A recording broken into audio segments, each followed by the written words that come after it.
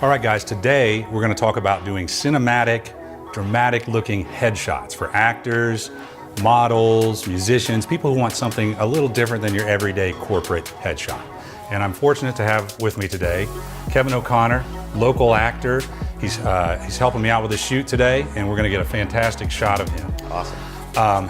But you know, all I ever do is take pictures. And since you're an actor, I think I could be an actor. Maybe you could help me. You think? Sure. Yeah. What do you think of this? What do you think of this? Ready?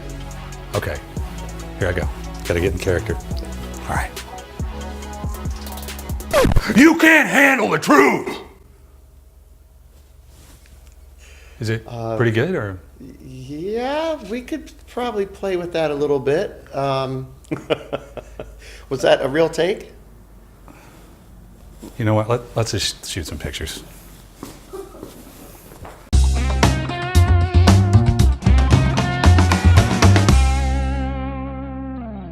Okay, we're using 4 lights for this setup today.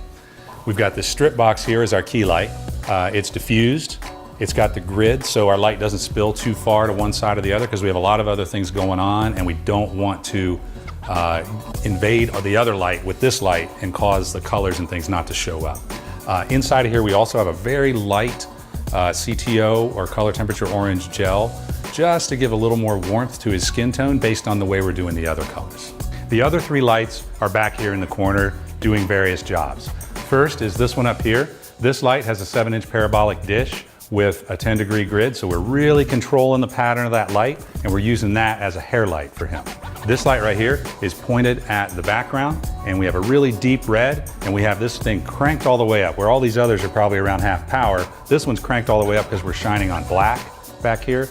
So we got to get as much intensity as we can to get that to show up as a color. And then the 4th light that we have is this light back here, which we have a 30-degree grid on, so we're kind of stopping that spill. We don't want that to go toward our background. We can let a little bit of that hit our talent, which is fine to give them a little bit more warm tones. But primarily what that's doing is shining through these orange gels, which we've kind of layered them up to get them darker and deeper, to get that color to be more pronounced.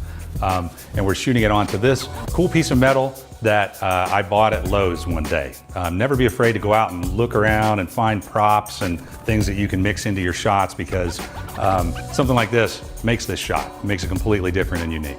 And then the last thing we use is this V-flat. We bounced light off of that, and we use that to fill in some on the left side of his face. But we didn't, you know, that's different than a light. It's just gonna catch some light and fill in versus having a light over there. So it creates this cool contrasting look that we wanted. Now, these things are great. This is a V-flat. You can buy these at V-Flat World, and they're white on one side, black on the other, and then you can see here it's got a seam. You can fold the thing up into a square, put it in a van, put it in a car, and take it with you on a shoot. So these are fantastic. Definitely check these out. All right, guys, so for the camera settings today, I'm dealing with pretty bright ambient lights in here that we had set up so I could make sure I got good focus, and also so we could shoot video in here. So I had to make sure that my ambient wasn't causing a problem. So I put it all the way down to ISO 100 so I could kind of knock out any of that ambient light. I wanted to shoot at a relatively open stop, so I shot at f3.2 because I wanted good focus fall off in the background. And in order to make everything work and the ambient not to affect the color on the gels that we used, I had to shoot at 1/200. And then the lens we used today is this big boy. It's the Sigma 105 f1.4 Art Series lens. And I'll tell you what, the look you get out of this thing is fantastic. The focus fall off is phenomenal.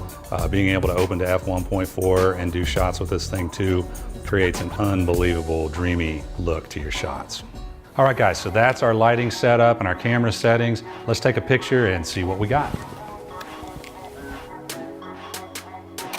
Yeah, guys, that looks great. Love the lighting here. We got a nice cinematic look. We have enough light on his face so you still see what he looks like. We didn't completely shadow out the other side of his face, but we do have some nice contrast there. We got a great backlight coming in.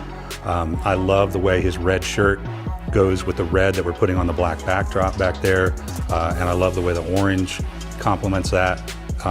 Everything on this shot looks great. All right, guys, so you learned a couple things today, right? You learned how we set up the lights to create that dramatic look. We lit the background, we lit our talent, we used some props and pieces like this metal piece in the background to be able to create some texture and a really cool feel to the shot here in studio.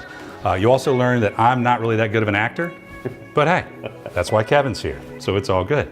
Remember, you can do this, right? Get out there, keep practicing, keep setting up different lighting scenarios, keep trying, and be creative.